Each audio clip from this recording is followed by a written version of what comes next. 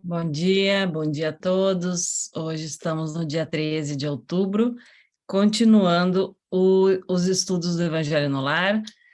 Estamos no capítulo 13 e hoje vamos continuar com a beneficência. É um capítulo bem longo, então a gente está fazendo uma instrução de cada espírito por vez, que é um assunto extremamente importante, então estamos fazendo devagar e sempre.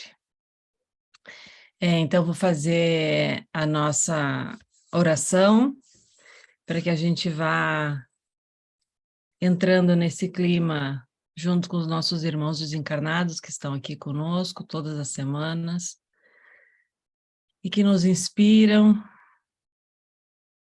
e nos deixam as suas vibrações desde que nós estejamos disponível para receber, para aceitar e para se comunicar com eles através das nossas vibrações. Então, fechamos os olhos e nos conectamos com o que nós temos de mais bonito. Cada um de nós que entra em contato com uma imagem, que entra em contato com algo que faça sorrir, para que a gente sinta essa leveza e consiga entrar em contato com uma energia, com uma vibração onde estamos na mesma vibração dos espíritos de luz que estão aqui e que estão nesse momento certamente nos amparando, nos dando um passe. E feliz pelo fato de estarmos todos os dias tentando, todos os dias um passinho mais, subindo um degrauzinho mais. Então agradecemos a vida principalmente, agradecemos a oportunidade dessa encarnação, agradecemos também todos os desafios com que fizeram com quem somos hoje, nossos desafios. Hoje somos o resultado de todos os nossos desafios. E pedimos força, pedimos o amparo, pedimos a bênção de todos esses espíritos de luz que estão aqui, que são nossos amigos, alguns ex-familiares, que nos amparem sempre nos momentos de dificuldade e que nos ajudem a ter sempre uma visão um pouco mais ampla, que conseguimos ver que existe um mais ali, não só o que a gente está fazendo aqui agora, mas tudo isso vai ter um resultado em outro momento, em outra encarnação, e que o mais importante dessa vida é isso, é esse aprendizado aqui. É o que nós vamos gravar na nossa alma nessa encarnação. Todo o resto, todas as coisas materiais vão ficar aqui. Então, invista no seu conhecimento, invista na humildade do seu ser, que este é o aprendizado eterno. Muito obrigada por todos os que estão nos acompanhando, todas as semanas, e muito obrigada pelos amigos que estão aqui, encarnados e desencarnados. Então, pedimos autorização para começar o Evangelho no Lar de hoje, que assim seja.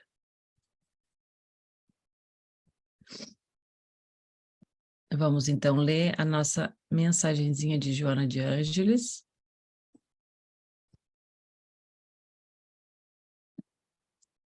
Aqui. Sempre que possível, luariza-te com o coração. Faz espaços mentais e busca as fontes da vida, onde aurirás energias puras e paz. Todos os santos, será que é isso? Todos os santos e místicos que alteraram o rumo moral da humanidade para melhor, na Oriente como no Ocidente, são unânimes em aconselhar a prece como recurso mais eficaz para preservar-se ou conquistar-se a harmonia íntima. Jesus mantinha a convivência amiga com os discípulos e o povo. No entanto, reservava momentos para conversar com Deus através da oração, exaltando a excelência desses colóquios sublimes. Sai, portanto, do turbilhão em que te encontras, mergulhado, e segue o rumo do oásis da prece, para te refazeres e te banhares de paz. Eles não cansam, né, gente? A gente não cansa de receber essa instrução, né? Essa sugestão de ter esse momento, né? De rezar, de se conectar, exatamente pelos motivos que eu citei aqui na prece inicial, né? Os espíritos, a vida em si, né? Ontem eu estava falando sobre isso, a vida em si, ela está sempre disponível e aberta para nos dar as coisas que a gente merece. E não é a vida que bloqueia isso, somos nós. Somos nós que não vemos aquele cavalo que passa encilhado quantas e quantas vezes, né? Então, quando a gente muitas vezes se coloca, né, nas queixas e na reclamação, a gente não consegue perceber que não é a vida que está nos bloqueando as coisas, né? E a gente como terapeuta, né, consegue avaliar isso não só na nossa vida, como na vida dos clientes, né? A gente vai... eu tenho comprovado isso, né? Atendimento, traz atendimento, tenho visto. Gente, as coisas realmente acontecem. É a gente que não está pronto naquele momento para sentar naquele cavalo, para pegar aquele trem, né? E a gente consegue ir vendo isso. Então, somos nós que temos que nos preparar para as coisas. Às vezes a gente quer... É que quando a gente está fora é mais fácil da gente ver, né? É Exato, mais exato. claro, né? Quando a gente está, como ele diz ali, como Joana diz no último parágrafo, quando a gente está dentro do turbilhão em Isso. que nos encontramos mergulhado, ali sim, né? É que a gente precisa ou pedir uma ajuda, ou se a gente conseguir, através da prece e da oração, sair e seguir o rumo a esse oásis. E o que para mim é muito marcante e que a gente tem, engraçado que a gente tem conversado sobre isso em vários evangelhos, é que a oração é um instrumento que transcende qualquer coisa. A posição social, quem tem ou não tem, quem pode e não pode, porque todos nós podemos. E aí tem gente que, óbvio, né, que a gente sempre vai procurar uma desculpa, né? Mas eu não sei usar palavras bonitas. E aí, gente, no Evangelho está todo o tempo, ele diz as palavras bonitas não levam a nada. O que adiantam palavras bonitas e vazias? O que importa é o que tem no coração. É. E aí Eles só vão olhar a nossa intenção. Gente, eles não veem carcaça. Eles não são esses seres como nós aqui em desenvolvimento, que a gente só consegue olhar. Poucos de nós conseguimos olhar além dessa carcaça que a gente está vendo aqui agora, né? Eles olham algo que a gente não sabe nem o que é intenção. A gente trabalha muito isso, a mente, por quê? Porque nós ainda somos 95%, para não dizer 98%, porque há autores que falam 98%, inconsciente. Ou seja, a gente está todos os dias tomando decisões e fazendo coisas que a gente não sabe nem para que estamos fazendo, de forma, assim, realmente consciente, né? Vocês imaginem, e por isso que ele fala, rezem, né? Se conectem, porque não tem amigo melhor, digamos assim, né? Amparo melhor. A gente tem mania, às vezes, de ligar para alguém e contar a história, que é legal também, para a gente é necessário. Nós somos seres que precisamos de pessoas, né? Seres sociais. Mas nada como essa conexão que a gente teria que fazer, né? Conosco mesmo, que é o sentir. Né? E esses amigos estão aqui nos amparando o tempo inteiro. Eles estão aqui nos direcionando o tempo inteiro. Mas e aí, qual é a nossa genuína intenção, né?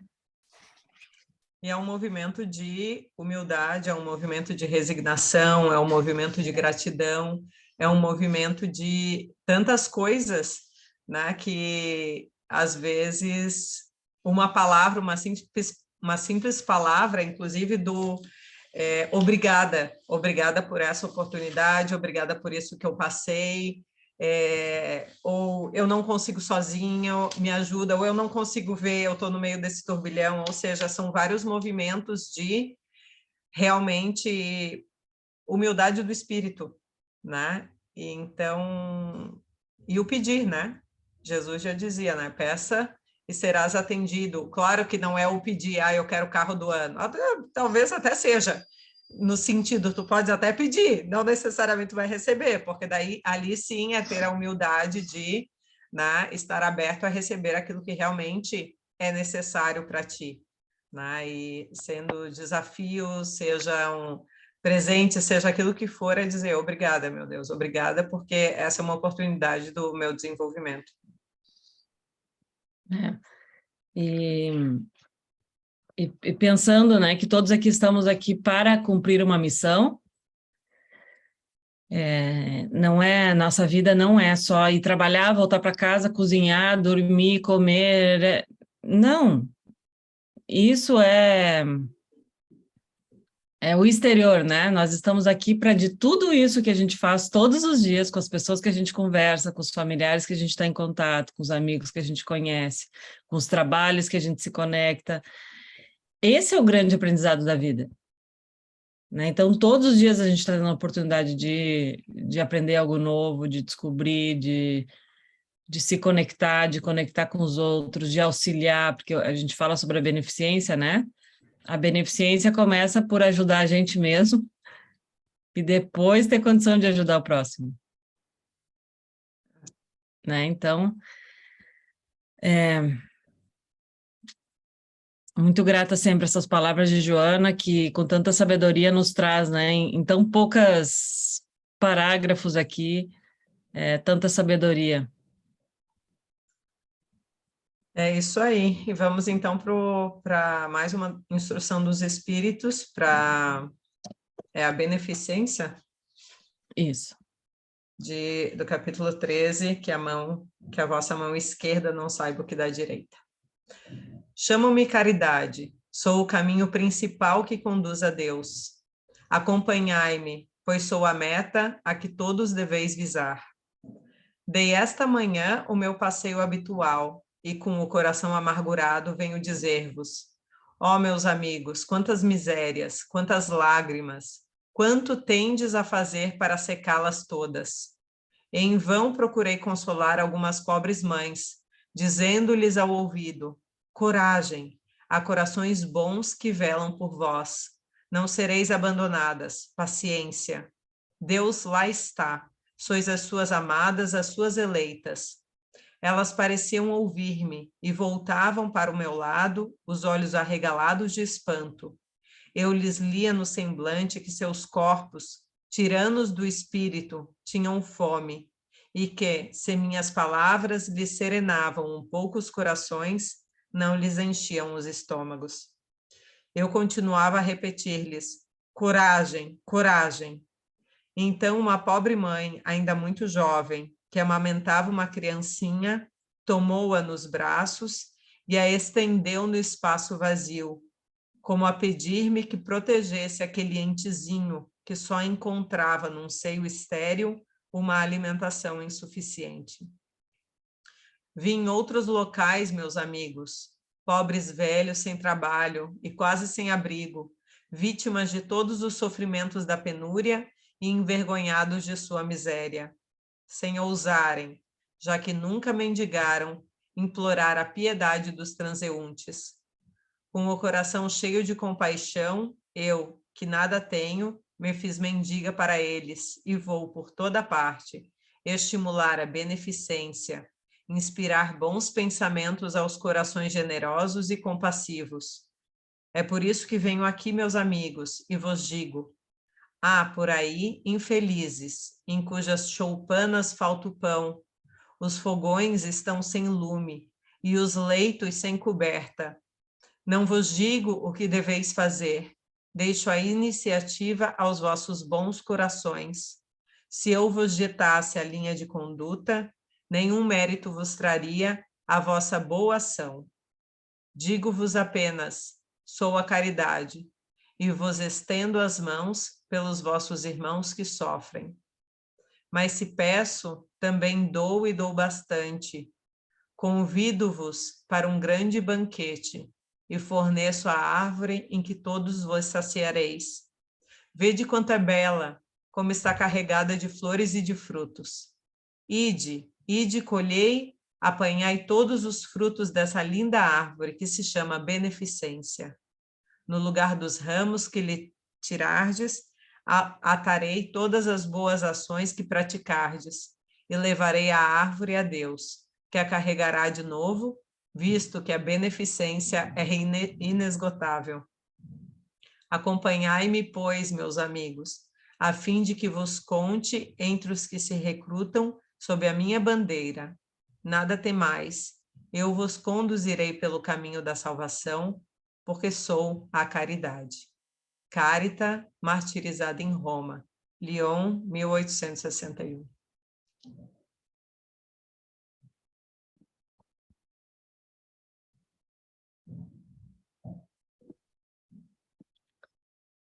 O que a gente estava falando antes, né? Me desculpa estar em silencioso, peraí.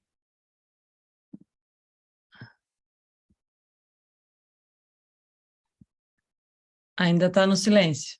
Agora foi. Foi. Eu estava dizendo, esse texto de baixo, ele é muito longo, porque ele é complementar essa reflexão. Vamos ver. Olha se ele é Nós muito podemos ler também. Vai até aqui. É do mesmo espírito, verde? É. Ah, tá. Bom, eu leio rapidinho. Veja se vocês acham adequado, porque ele é bem explicatório. Quer que eu leia, cá? Tá bem? Não, eu leio. Tá. Há várias, eu adoro ler, é como se eu sentisse, eu sinto a energia das palavras. É que se eu leio, eu não consigo prestar atenção. Não, eu gosto. Há várias maneiras de fazer a caridade, que muitos dentre vós confundem com a esmola. No entanto, existe grande diferença de uma para outra. A esmola, meus amigos, algumas vezes é útil, porque dá alívio aos pobres, mas é quase sempre humilhante, tanto para o que dá, como para o que a recebe. A caridade, ao contrário, liga o benfeitor ao beneficiado e se disfarça de mil maneiras. Pode-se ser caridoso, mesmo com os parentes e com os amigos, sendo indulgentes uns para com os outros, perdoando-se mutuamente as fraquezas, tendo cuidado de não ferir o amor próprio de ninguém. Vós, espíritas, podeis ser caridosos na vossa maneira de proceder para com os que não pensam como vós, induzindo os menos esclarecidos a crer, mesmo sem os chocar, mas sem os chocar, sem atentar contra as suas convicções, e sim atraindo-os discretamente às nossas reuniões, em que poderão ouvir-nos e em que saberemos descobrir a brecha nos seus corações, a fim de neles penetrarmos. Eis aí um dos aspectos da caridade. Escutai agora o que é a caridade para com os pobres, esses deserdados da terra, mas recompensados de Deus, se souberem aceitar sem queixumes as suas misérias, o que só depende de vós. Vou fazer-me compreender por um exemplo. Vejo várias vezes durante a semana uma reunião de senhoras de todas as idades. Para nós, como sabeis, são todas irmãs. Que fazem? Trabalham depressa, muito depressa, os dedos são ágeis. Vede como trazem alegres os semblantes e como lhes batem em uníssono os corações. Mas com que fim trabalham? É que vem aproximar-se o inverno, que será rude para os lares pobres. As formigas não puderam juntar, durante o verão, as provisões necessárias, e a maior parte de suas utilidades está empenhada. As pobres mães se inquietam e choram, pensam nos filhinhos que, durante a estação invernosa, sentirão frio e fome. Tende paciência, pobres mulheres. Deus inspirou a outras mais afortunadas do que vós, e elas se reuniram e estão confeccionando roupinhas. Depois, um destes dias, quando a terra se achar coberta de neve, e vós vos lamentardes, dizendo: Deus não é justo, que são as vossas palavras habituais sempre que sofreis, vereis surgir um dos filhos dessas boas trabalhadoras, que se constituíram obreiras dos pobres. Sim, é para vós que elas trabalham, e os vossos lamentos se mudarão em bênçãos, porque no coração do infeliz o amor caminha bem perto do ódio.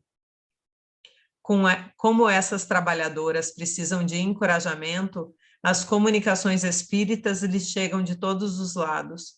Os homens que fazem parte dessa sociedade lhes trazem também o seu concurso, fazendo-lhes uma dessas leituras que agradam tanto.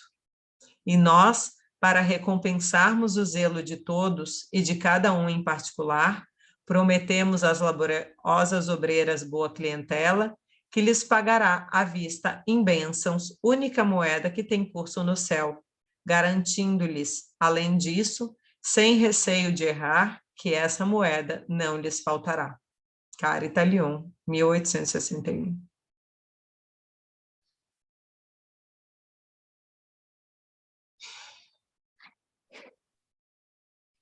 Quantas formas, né? Ai, ai. É. Quantos modos.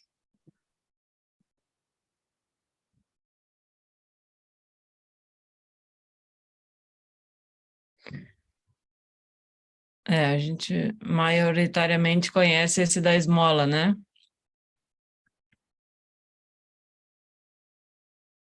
Que eu realmente, hoje em dia, é interessante, porque depois que, né, comecei a me aprofundar na leitura do Evangelho e tudo mais, a gente começou a discutir mais sobre isso, eu consegui perceber que antes eu não via, né? Porque a gente sempre, eu ouvia muito isso e ouço ainda, eu não dou dinheiro, eu só dou comida, ou eu não faço isso porque a outra pessoa sabe-se lá o que vai fazer com dinheiro, etc e tal. E agora eu consigo ver no semblante das pessoas que pedem realmente a humilhação que elas estão sentindo, muitas vezes, por estar fazendo aquele, como última alternativa, porque não conseguem ter né, uma outra fonte, uma outra forma, principalmente depois do Covid, ao menos aqui em Milão, eu vejo o aumento de pessoas na rua com placas dizendo, olha, é difícil fazer isso, desculpem eu ter que mendigar, mas eu realmente não tenho uma outra forma, né, de pedir. E, puxa, isso me toca de uma forma diferente hoje. E aí eu realmente mudo o meu modo de pensar no sentido, não importa o que a pessoa vai fazer, né? É aquela coisa que a gente sempre fala, no momento que se dá a esmola, no sentido que é, digamos, a caridade mais fácil, né? Que é o dar o dinheiro apenas, de dizer, bom, agora espero que essa pessoa possa fazer uma coisa para ela que a traga um conforto, mas realmente é a caridade mais simples, digamos assim, né? Pois é, e a gente quando faz esses movimentos, né? Você falou da humilhação daquele que recebe, né? E o texto fala das duas, Exato. né? Que, na verdade, tem uma postura daquele que dá, de superioridade. E, assim, é uma reflexão muito importante para que a gente olhe no nosso dia a dia, né? Como é que a gente está se colocando perante aqueles que necessitam de nós, da nossa ajuda. Porque, mesmo que seja para dar uma esmola, né? Será que a gente olha nos olhos daquela pessoa? Será que a gente dá junto com aquela moeda que seja, né? O nosso carisma, a nossa atenção, né? O nosso amor? Ou será que a gente nem olha e entrega para se ver livre daquela pessoa que está ali como um incômodo pedindo? Então, essas sutis posturas da alma, elas são muito presentes, e como a gente sabe, né, muitas coisas a gente não vê. E quem quer que deseje se aventurar no exercício dessa caridade, precisa conhecer-se, né? Conhecer esses medos interiores, essas posturas, que às vezes não é nem maldade nossa, né? Às vezes é até uma dor, né? Não saber como lidar com aquela situação, não saber que ali você pode doar muito mais do que aquela moeda material, e assim como com as pessoas próximas a nós, né? Será que a gente ajuda com arrogância, com soberba? Ou será que a gente ajuda realmente de coração, né? Então, assim, são reflexões muito bem-vindas para o nosso dia a dia. E como o texto fala, está tudo organizado, né? Então, mesmo nós que nos lamentamos, que estamos ali a dizer, né? Porque nós também somos tantas vezes infortunados, nós tantas vezes nos vemos como esses desgraçados, embora a gente não passe, por exemplo, pela dor do que está descrito nesse texto, né, de estar sem a comida, de estar sem o abrigo, de estar sem a coberta, mas a postura daqueles que estão, a gente faz, né, como se não tivesse também, né, fruto da nossa infantilidade. Então, vamos lá, quando nos falta alguma coisa, né, esse espírito deixa muito claro, né? Tá tudo, existem outras pessoas que estão trabalhando, existem espíritos que estão, vamos dizer, organizando para aquilo que você vai precisar, então não lhe faltará nada, né? E a gente geralmente não tem a dimensão dessa grande engenharia de trabalho em que estão as provas, né? Em que cada um de nós enfrenta, independente de que nível seja, e aquilo que nós podemos proporcionar para ajudar aqueles que estão em prova, porque é uma coisa que estamos todos submetidos o tempo todo, em um nível ou em outro, né? Ninguém é diferente sobre a Terra, né? Todo mundo passa exatamente as mesmas dificuldades, as mesmas dores, independente do nível social. E ela diz ali, né, com o coração cheio de compaixão, eu que nada tenho, me fiz mendiga para eles, né, e vou estimular a beneficência, inspirar esses bons espíritos, essas pessoas que têm essa condição para poder ajudar essas outras. É verdade, eu me lembro desse exercício da humildade para o ego, que é tão difícil, né? Humilhe-se, né? Que é o pedir, né? É o pedir, o pedir para o outro, é o pedir ajuda para si. Tem alguns processos que eu trabalho que o ego é tão rígido, que eu preciso dizer, né? Trabalhar humilhe-se, né? Não tem nada de humilhação, é porque para o ego, veja, ela diz assim, né? Eu fui me fazer pedinte. Então, tinha condição, então vai por aí o quê? Estimulando a beneficência, pedindo o bem, né? Ou seja, até para você pedir o bem, você tem que ser um pedinte, você tem que ter humildade. É fantástico o nível que a gente vai precisar chegar um dia.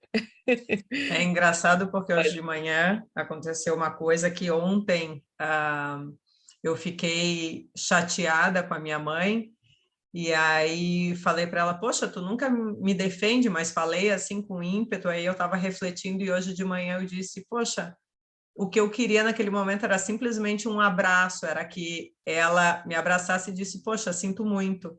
E aí eu, sabendo que faz parte do meu processo, né, que eu tenho dificuldade de falar, exato, não, eu cheguei lá, eu consegui chegar lá. Aí eu disse, puxa vida, eu vou ter que dizer para ela, eu vou ter que pedir, né, como diz o texto, eu vou ter que mendigar essa atenção que, na verdade, eu preciso, é importante para mim. Ela não fez nada de errado, mas é o modo como meu espírito ainda se sente. E aí ela estava ali, a gente estava se trocando, e aí eu disse, mãe, eu vou te dizer uma coisa que é muito difícil para mim, é difícil de eu dizer, mas eu preciso dizer. Eu disse, lembra ontem quando aconteceu aquilo? Na verdade, o que eu queria era simplesmente que tu me abraçasse e me dissesse, puxa, sinto muito, filha, né? E aí ela até me emociona, ela veio, me abraçou e ela disse, poxa, filha, me desculpa. Eu falei, não precisa pedir desculpa. Era eu que precisava ter te pedido e eu só estou tendo a consciência agora de que isso era importante para mim e ainda o é. Então, por isso que eu estou te pedindo E aí ela me abraçou e foi um momento muito bonito, porque foi um momento de entrega da minha parte, no sentido de ter a humildade de mendigar aquilo, e ela aberta a esse pedido, né, de auxílio, de ajuda, e de vir aberta, dizer, eu estou aqui, e poxa, eu te amo, e Que nossa, e aquilo eu disse, gente, tão bonito, mas gente, foi tão difícil, parece uma coisa tão simples, né? Mas pelo meu processo foi tão difícil mendigar essa atenção, né? O de pedir, que geralmente aí eu percebi o quantas vezes eu espero do outro, que o outro se renda à conta, perceba e que venha, puxa, mas é o outro que tem que perceber. Não, gente, E eu só vou me sentir especial se o outro se o perceber. outro tiver o primeiro passo, não é eu que preciso pedir, porque o outro não percebeu, não por maldade, porque realmente não percebeu, não faz sentido para o outro, faz sentido para mim. E é São exatamente isso. são as nossas infantilidades, né? Porque até o sentir, né, faz parte de você aceitar aquela postura de fragilidade. Exatamente. Se você não faz esse movimento, não tem processo de desenvolvimento. Porque para a gente crescer, né? Por isso que a gente lê o evangelho, às vezes fica meio desesperado, né? Porque, poxa, como é que a gente vai fazer isso? Se reconhecendo que não faz, né? Como é que a gente vai fazer isso de uma hora para outra? Não é de uma hora para outra. Se você for lá na primeira linhazinha do que a gente estava lendo, ela diz inspirar. Ela não diz que ela diz, ela quer só inspirar. Eu acho que é no primeiro. É no 13, é. Quando a gente começa, ela já vai dizendo a que veio, né? Ó, sou a meta habitual, acompanhar-me, né? Ela vai dizendo bem por aqui, né? Eu vim aqui lhe inspirar, alguma coisa nesse sentido. Eu não sei aonde é que está propriamente, mas a postura dos espíritos que querem nos trazer a consciência para esse processo, né? Poxa, ela diz assim: eu vou, né, vou por todos os lados agora inspirar corações. Então, assim, plantar a semente é o que nós precisamos fazer. Reconhecer essas posturas que a gente não via, né, em posturas infantis. E quem disse, né, que a gente não pode se tornar bons pedintes do bem, né? Do bem, né? Bons pedintes para nós mesmos. O velho dói que sou. Porque, na verdade, o ser pedinte do bem, ele passa... se a gente não é o pedinte do bem, a gente continua a cultivar raiva. Então, como ela diz na mensagem, o ódio e o amor estão muito ligados nos corações, né? E ela fala um momento, e realmente porque enquanto eu não coloquei isso para fora e eu realmente não mendiguei, né? Essa minha eu estava com raiva, não era nem a palavra raiva que eu queria dizer, mas que a gente também já leu no Evangelho, que tu ficas com Mágoa. Essa mágoa, que é raiva, é tudo a mesma coisa, né? Mas eu estava com aquilo, puxa vida, né? Por que ela não? Por que é sempre assim? Por que nunca me defende? Por que eu disse, Você falou isso. ou seja, eu estava instigando dentro de mim, continuando a ferver, né? Essa raiva, enquanto no momento que eu fiz aquilo que foi difícil, e aí muda a postura, muda a atenção, muda o ambiente, muda a energia, ou seja, tudo muda. É fácil, não é? Mas É libertador, é né? libertador. Essa postura, né, que a alma precisa ter, ela é libertadora.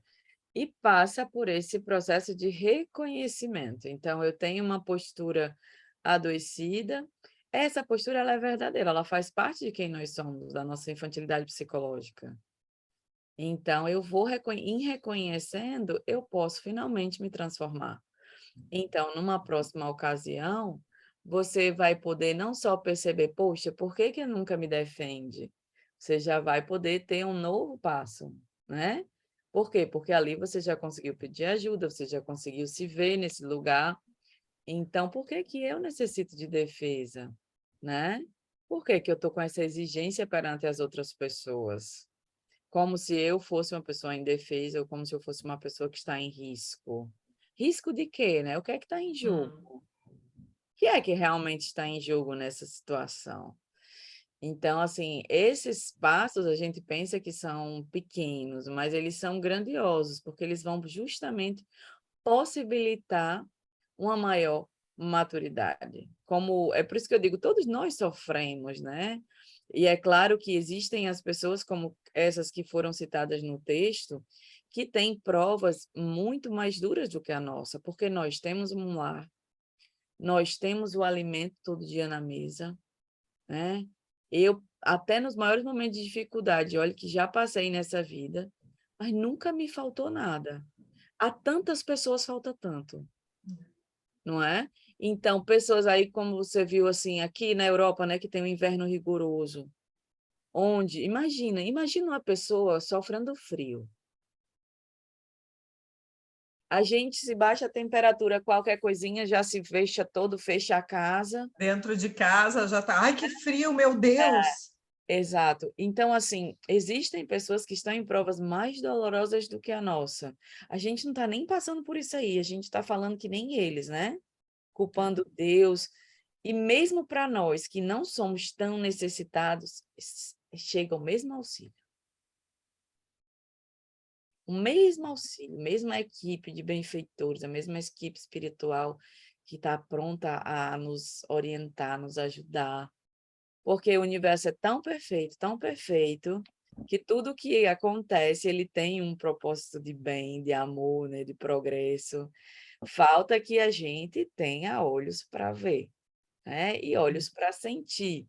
E assim também tenha olhos para trabalhar, aceitando esse convite, né, de Cáritas, aceitando esse convite, para que nós também possamos fazer essa caridade desinteressada.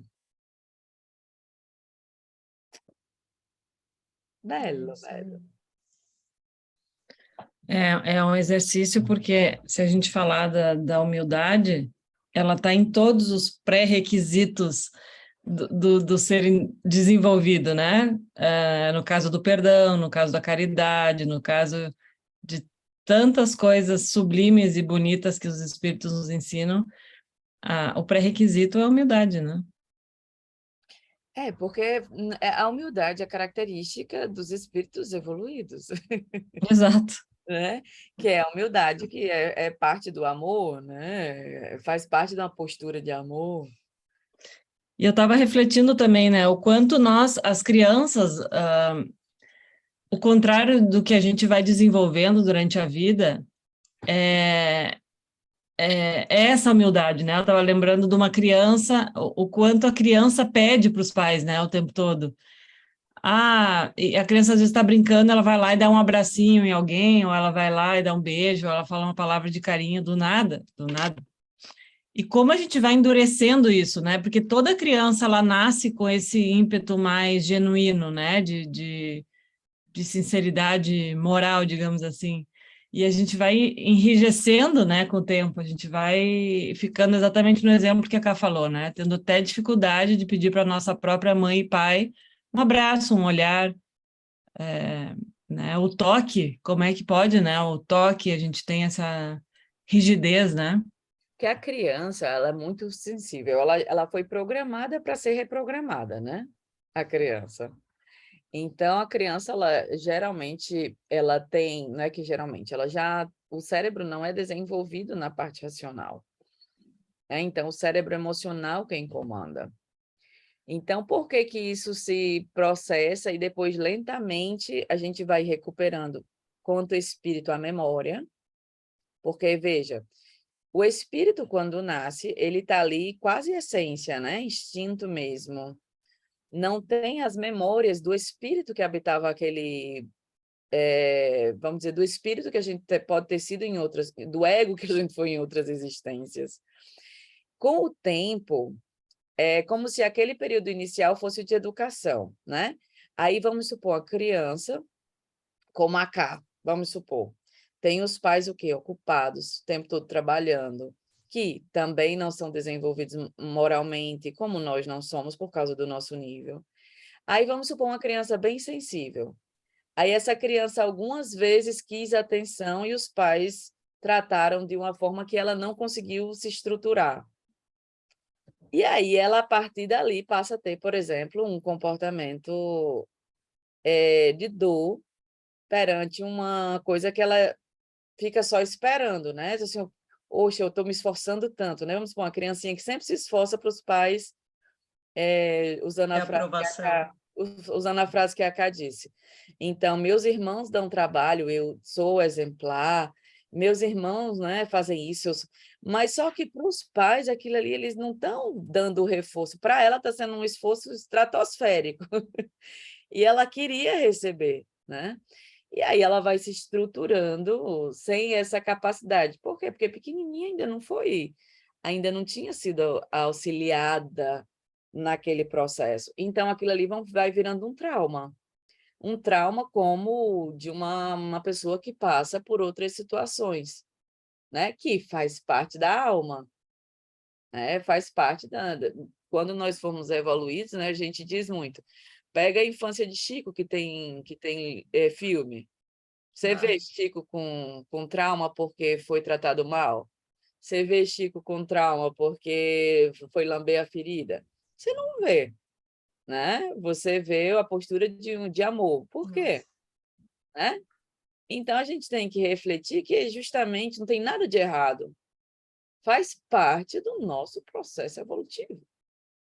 Está tudo certo. Só que nós não estamos ainda na alçada de Chico.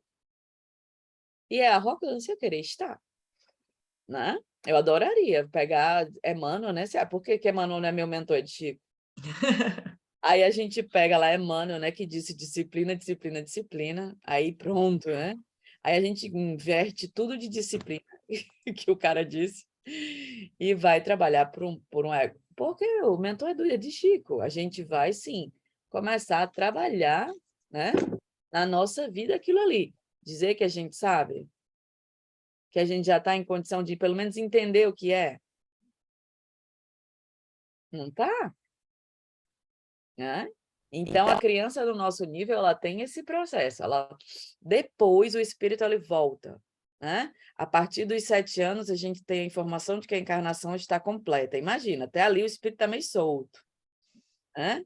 Depois dos 7 anos, a encarnação se completa. Na adolescência, os caracteres desenvolvidos por essa alma em outras, né, experiências começam a tornar os medos, as posturas.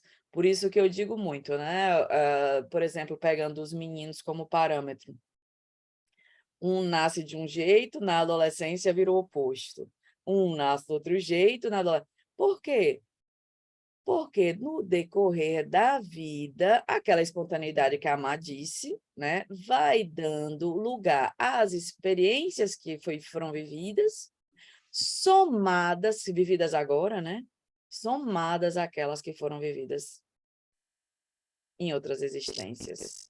É Aí quase como se fosse o despertar, né, dessa alma antiga, né, Sim. dos velhos hábitos quase, né, aliado às novas experiências, né, que o ego foi experimentando ali, e as defesas, né, que a gente vai desenvolvendo em torno desses... Por isso que a educação é a saída, entendeu? Porque o ideal seria que nós, espíritos, quando entramos nessa faixa, já tivéssemos educados para trabalhar aquilo que da ancestralidade vai emergir, somado aos pepinos que a gente teve, porque estamos no mundo de provas e expiações, né? Somadas às novas repercussões. Então, é ideal que a gente possa trabalhar e auxiliar as crianças até uma determinada idade, né? Vamos dizer, até os 20 anos, essas crianças já estarem auxiliadas, até os 20, 22 anos, elas estarem mais conscientes, senão... Serão adultos dodói como nós. porque não sabe com o que lidar, né? Uhum. Porque vem o espírito, mas tudo bem. Por quê? Porque o nosso mundo ainda é de provas e expiações. E isso provavelmente vai acontecer em excelência no mundo de regeneração. Nosso instinto é a preservação, né? Igual que os animais. Então, tudo aquilo que a gente não sabe lidar, a gente cria um mecanismo para luta ou fuga, né? Para proteção, né? Da dor, do... Mas a gente aprende com essa dor, entende? A gente aprende. Nós somos ainda, né? Espíritos tão resistentes que o processo de dor ensina muito mais do que o Uhum. de amor. Sim, sim. Nós nem sabemos ainda, o que eu sempre digo que a gente nem sabe ainda a dimensão do amor, né? Pois é, então, paciência, porque tá tudo certo, né? Tá tudo certo. O mundo é que é de provas e expiações, então nós temos que crescer, né? Tentativa e acerto e erro. Quando a gente consegue um caminho bom, a gente vai procurando porque a gente quer aquela sensação de bem-estar. Quando a gente vai por um caminho ruim, a gente, mesmo sem saber o que está fazendo, repete. É difícil, hein? Pode até pensar que está repetindo, mas repete um pouquinho diferente, mascara, né? Se tiver inconsciente, mascara um pouquinho, e mesmo nas porradas a gente aprende. Faz parte desses. Faz parte do processo. Esse. Isso aí. Vamos nos encaminhando para o encerramento, então. Queres fazer a oração final, Mi? Então vamos lá, vamos nos conectar. Agradecendo ao nosso Pai por essa oportunidade de estarmos reunidos, nos conectando de onde estivermos, para que possamos pedir ao nosso bom irmão Jesus, Mestre, nós rogamos teu auxílio, teu amparo para as nossas jornadas, para a escuridão que ainda habita a nossa alma. Dá-nos a tua mão amiga, faz-nos caminhar contigo pelos pastos verdejantes, por todas aquelas áreas de amor e de paz que já estão construídas no universo. Dá-nos o teu colo, o teu abrigo, como esse irmão mais velho, mais maduro, mais sábio, para que nós possamos ver aquilo que ainda não conseguimos enxergar. E nos conduz, irmão amado, pelos objetivos que temos aqui na Terra, nos ajudando a aprender com esse evangelho, com as nossas experiências diárias. Sabemos que ainda não temos os olhos completos para ver, mas dai-nos a chama necessária para que possamos aplicar na nossa vida aquilo que nos foi conscientizado. Alimenta-nos para o amor, alimenta-nos para que não sigamos sem olhar as dores dos nossos irmãos. Alimenta-nos para que possamos deixar esse egoísmo que ainda nos domina, por posturas de caridade, de benevolência para com o próximo. Que durante esse mês em que estamos tão bondosamente tentando absorver esses ensinamentos, eles possam ser um plantio saudável na nossa vida. Que nós possamos nos recordar e aplicá-los, vencendo os nossos mais difíceis temores. Muito obrigada, Senhor. Auxilia-nos para que na próxima semana possamos estar mais uma vez reunidos em Teu nome, para o estudo do Seu Evangelho e para o nosso crescimento pessoal, cooperando em energia também com todos aqueles que necessitam. Muito obrigada, Senhor, que assim seja.